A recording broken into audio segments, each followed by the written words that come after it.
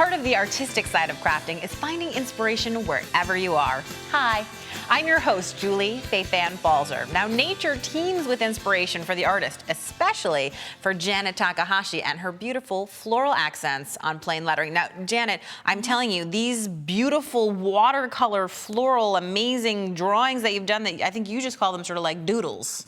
Yeah, they're really easy to do. Oh, so let me show you how to do them. I'm gonna need to see that to believe it. Well, I'm using this watercolor box, and as you can see, it's hard to see all the colors in here like that. So I make myself a guide. And so there's the guide, and then you can see the colors. So what you mean is just like the colors as they look in the box are different than they appear when you actually paint them. That's right. Yeah. Okay. Cool. So then I'm using a water brush, and you fill it with water. It comes with a brush, and you can use the water that's in the brush, but today, just because of the technique I'm going to be using, I'll be using additional water as well. Because you want it juicy. Yeah. Okay. And then instead of paper towels, I'm going to use a towel like this, so it saves on the environment as well. I do that at home too all the time. Oh. Always. Rag instead of paper towel. That's right. And then we're also going to be using a pigment-based marker for the lettering. And the reason, of course, you want to use a pigment-based marker is because we're using something wet like watercolors, you don't want it to run all over the place. That's exactly. Right. So how do we start?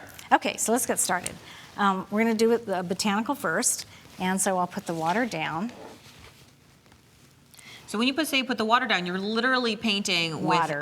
With just water. That's There's right. no pigment there at all. That's and right. then you dip into your color. And I notice now you're going onto the palette. Why are you going onto the palette instead of straight off the watercolor? Because I can get it more juicy and the kind of flower that we're going to be doing. I see what you mean. It's very wet. You're working super duper wet. And then we're going to go straight into the paint and drop it in like this. Ah, so see, I see. You've got water coming out of two different ends. You have the water coming out from behind the brush that's in like the handle of the brush, and then you also have the water you're dipping into. And that's why you're able to get such a soft look without any hard lines. A wet and wet. Yeah. And we're also doing, leaving a lot of white space as well. Makes the flowers sparkle. I have a lot of trouble leaving white space because I want to cover everything with color. So then for the leaves, instead of going straight green, which is sometimes really strong, I'm going to go with green, adding a little bit of the same color we just used. I wouldn't think of for leaves of adding red. And so we're that's making... interesting. You were pushing hard on the brush. I saw that. So it made kind of a fat shape, and then you're going to thin. I can tell you're a calligrapher because you use that hard and soft, that fat and thin line all the time. Beautiful. So they're for flowers. So we have a compatible colored leaf that goes with this flower. Okay, so the next we're going to show you how to do the lettering with that. Cool. So let's move on to this brush. It comes in 3 different sizes. And again, you're wanting to make sure it's something that's waterproof or something like that that's going to work out and not run when you put watercolor near it. So the thing with this brush is you can use the tip of it, and it's very light, and then you can press harder, add more pressure, and you can get quite a bold stroke with it. Cool. And it's also waterproof. Okay. And you gave me such a cool trick, you said, of how we're going to do this calligraphy style, but not calligraphy hard. Exactly. Yeah. So then for the lettering, as is a tip. So when you do the lettering, you're going to add pressure on the downstroke and lighten up on the upstroke. Pressure on the downstroke and lighten up.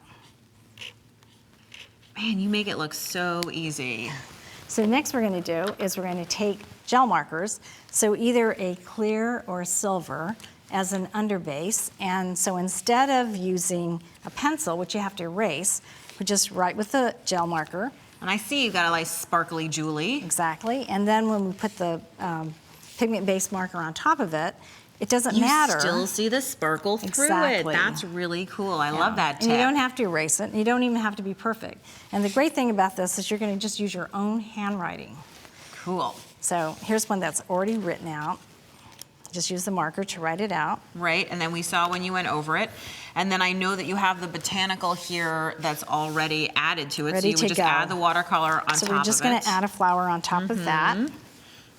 And you can do any kind of flower you want. You can do multiple flowers, all sorts of cool stuff. So you can see here we've got a lot of different choices. Really cool. And I know you eat see how I'm going on top of the lettering as well, right on top of the marker? And it doesn't matter. Doesn't matter.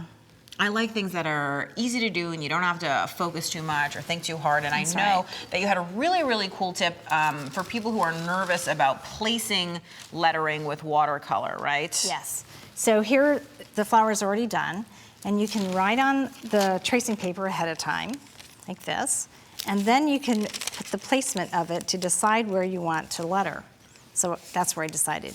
And then I just went ahead and wrote. Yeah, and you can also see how big it is, so you'll know whether, oh, I need to make it bigger, I need to make it smaller. You're really auditioning things so that you don't end up stuck somewhere. And you can also test the size of the pen.